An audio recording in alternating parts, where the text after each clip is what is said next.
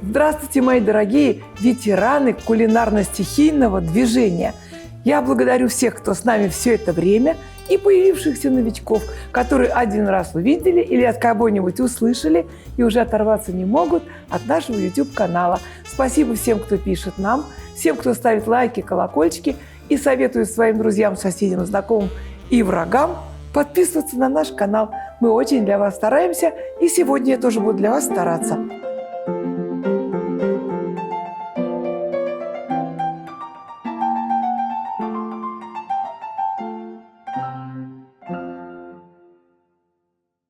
Я родилась в старом московском дворе, и мы узнавали о том, что наступило лето по странным звукам. По звукам, когда один человек, живший в нашем дворе, дядя Жора, перетягивал матрасы. А потом уже стали выходить на улицу, и за одним столом, который во дворе сколачивали к лету, все садились и ждали чудесного мгновения. Это мгновение называлось поедание окрошки, любимого летнего супа. Он существует очень давно. Я его очень люблю. И сегодня мы с вами приготовим традиционную окрошку. Ее можно делать на чем угодно. На квасе, на кефире. Вот я недавно была в Сочи. Там делают на айране. Однажды принесли какую-то окрошку кисловатую. Я люблю, чтобы сладкий был квас. Я сказала официантке, тут не хватает сахара. Она говорит, а я сама с севера. Мы сахар не кладем. А я буду делать так, как я люблю. Чтобы окрошка была сладкая, в меру соленая и очень вкусная. Я думаю, что вы и без меня это умеете делать. Но все-таки я повторю свой навык. Вот сразу будем класть в ту посудину, которую мы поставим на стол. Чтобы я не забыла вам сказать, когда вы все порежете, сразу не солите. Потому что от соли все немножко может осечься и опуститься. Просто в такую вот порезанную массу ставим в холодильник. Что съели, то съели. Что осталось, у нас не испортилось. И мы погружаем сейчас то, что мы порежем. Картошку я варю в мундире вот так. Потом снимаю, конечно, мундир и режу ее кубиками. Все легко и просто.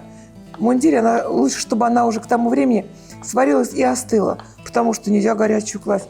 Можно, но хуже, потому что от нее будет все горячим. Кладем произвольным. Кто-то любит больше картошки. Я вообще вам советую сделать много. Потому что, я же вам сказала, она же не портится.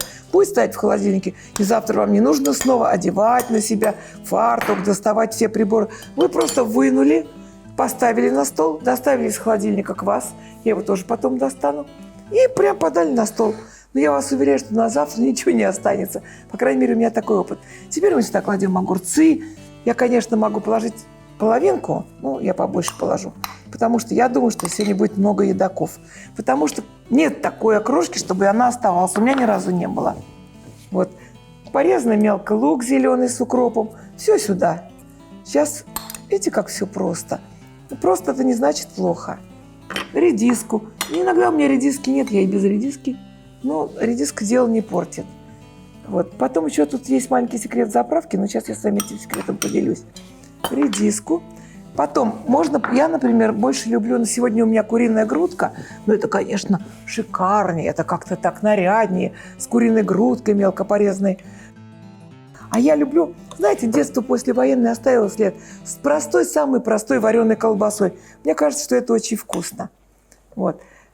Так, это мы помешали. И вот теперь про яйцо. Тут целый отдельный рассказ. Я сейчас буду делать из себя вид, что я такая прямо замечательная хозяйка. Я беру этот желток. Нет, я хозяйка неплохая, но немножко ленивая. Но сегодня я буду прямо образцово-показательная. Я вот разделила яйцо на белок и желток. Белок, вот желток я кладу сюда. И сейчас я его буду тщательно растирать. Белок-то с ним просто, вот он порезан, и сюда его бултых, и все в порядке. А это я сейчас буду растирать. А чем бы мне? Вот попробуем, например, ложкой. Растираю я его. Сюда можно положить, не можно, а нужно положить горчицы, немало, чтобы такой пряный был вкус. Можно положить горчицу в порошке, если у вас есть дома горчичный порошок, вдруг посуду моете. Кстати, это очень удобно. Я прям на тряпку горчичный порошок и тарелки мою. Они блестящие, а горчичный порошок стоит 2 копейки. Дешевле, чем многие средства для мойки посуды. Это я вам как просто как подруга ваша. Я же ваша теперь уже подруга. По крайней мере, я себя ощущаю вас моими друзьями. И вот сюда я кладу хрен. Можно сюда не класть, можно хрен положить даже вот сюда. Видите, любой хрен готовый, который продается. Нет, вы, конечно, можете, если у вас в огороде. У меня, например, хрен в огороде так много. Он прям растет и растет сам. Его сажать не надо. Как только появляется один росток хрена, ползет по всему огороду. Но его надо выкопать, потом чистить, потом через мясорубку.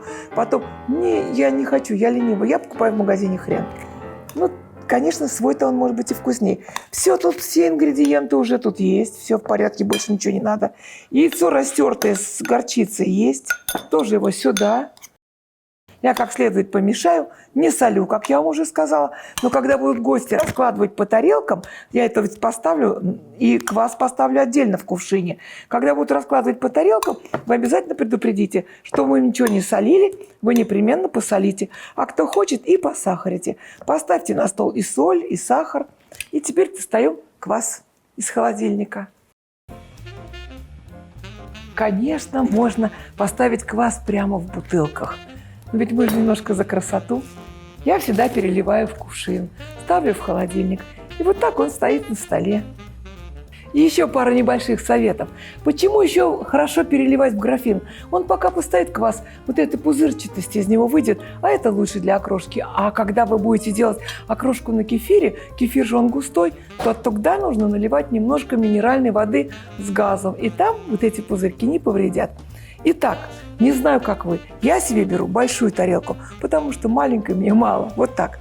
Я кладу себе, себе и тем, кто ко мне придет, вот так кладу. А помните, у меня есть одна такая была песенка давно раньше, она была очень популярная. Повстречались как-то раз эскимос и папуас. И сказал эскимос папуасу: началась у нас вчера настоящая жара, минус 30, и хочется квасу. А нам кваса хочется при любой погоде. Мне жалко, что пройдет лето, и окрошка перестанет быть такой популярной. Это, может, у кого-то не перестанет. У меня нет. Я буду есть ее и зимой, и весной, и летом, и осенью, потому что я ее очень люблю. Вот я себе всего положила, наливаю квас и обязательно сметаны. Кто-то, может быть, не любит, но мне кажется, что без сметаны не так вкусно. У меня квас сладкий, поэтому я сахар не добавляю. Кладу сметанки. И на 2 дня все забудьте про меня. Не на 2 дня, но минут на 10 точно. Потому что я съем все это, а потом положу добавки. Чего я вам желаю. Еще я вам, знаете, что хотела сказать? Это очень важно. В одной из программ у нас был чудодейственный прибор, в котором мы вялили помидоры. И когда эта программа уже вышла, на меня просто посыпались всякие вопросы. Спрашивали, где купить, да как и что.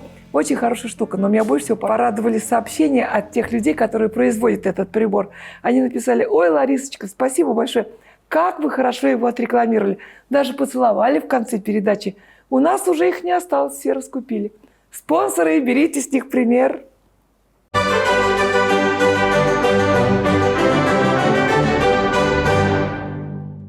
Вот что такое лабиринты памяти? Ем окрошку, вкушаю окрошку, и перед глазами детства вот этот стол накрытый, все едят окрошку.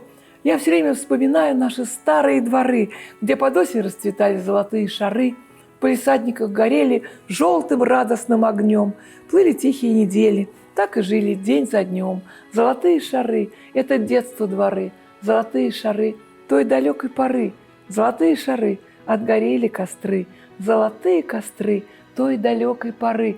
Возвращались все с работы, был не нужен телефон, были общие заботы и один патефон. Танго старое звучало, танцевали кто как мог, от двора легло начало любви, судьбы, дорог. Я вчера купил на рынке золотых шаров букет, выну старые пластинки, словно память тех лет. Всех, с кем жили по соседству, теплый вечер соберет. И опять дорогой детства нас память уведет золотые шары в эти детства дворы. Золотые шары и во вкуснейшую окрошку, где вы все вместе сидели, ели и мечтали о будущем. Приятного аппетита!